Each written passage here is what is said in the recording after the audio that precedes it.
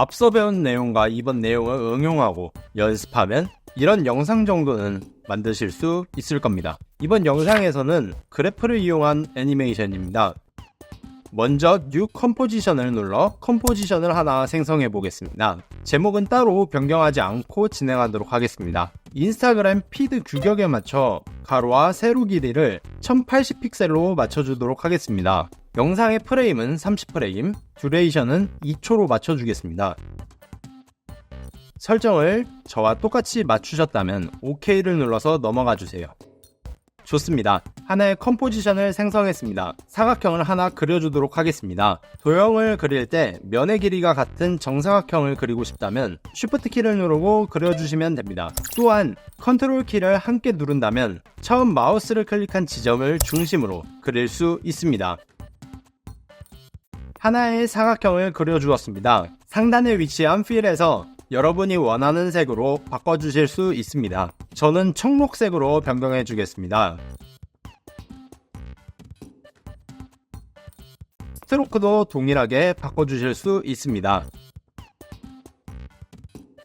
필과 스트로크의 파란색 글자를 클릭하면 컬러를 지우거나 그라데이션 컬러로 변경하실 수 있습니다. 저는 스트로크를 지워주도록 하겠습니다. 앵커 포인트가 도형의 중앙에 있지 않습니다. 앵커 포인트 툴을 클릭한 후 컨트롤 키를 누르고 이동하여서 배치할 수 있습니다.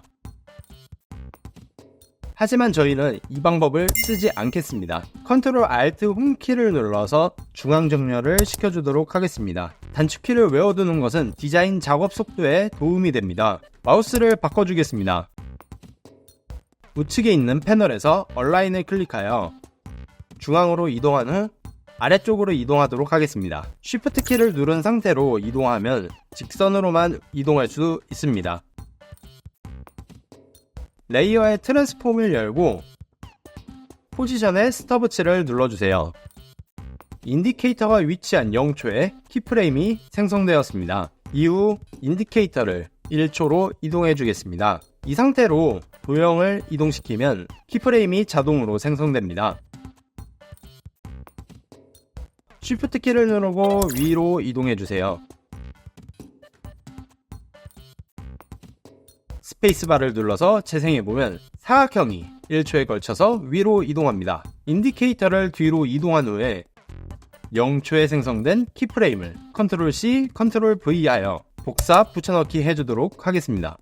복사된 키프레임은 선택된 레이어에 인디케이터가 위치한 시간에 붙여집니다. 로테이션이나 스케일, 또 오퍼시티 등 다양한 동작도 함께 추가하실 수 있습니다. 인디케이터를 0초로 이동하고 로테이션에 키를 생성해 주세요.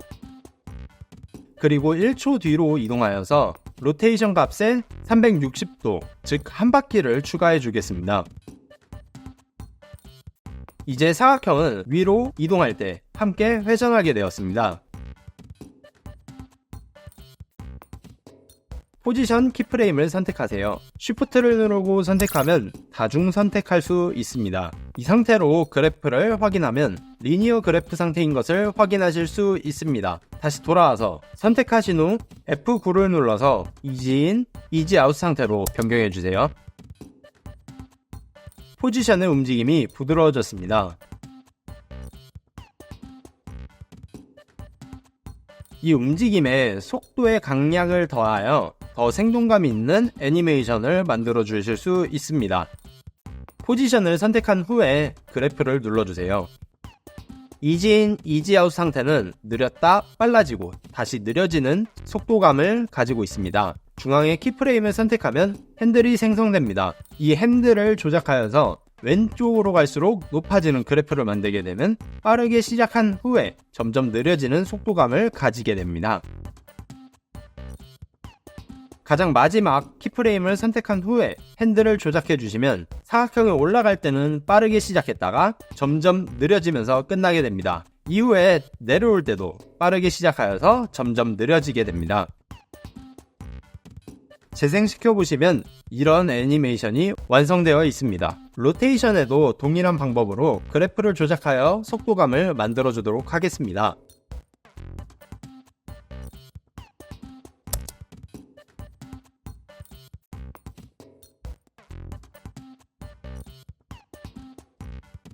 자, 이제 애니메이션이 완성되었습니다.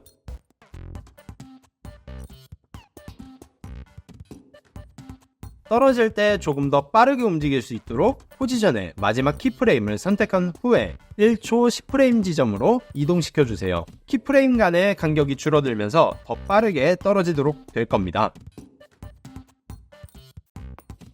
스페이스바를 눌러서 확인해보세요.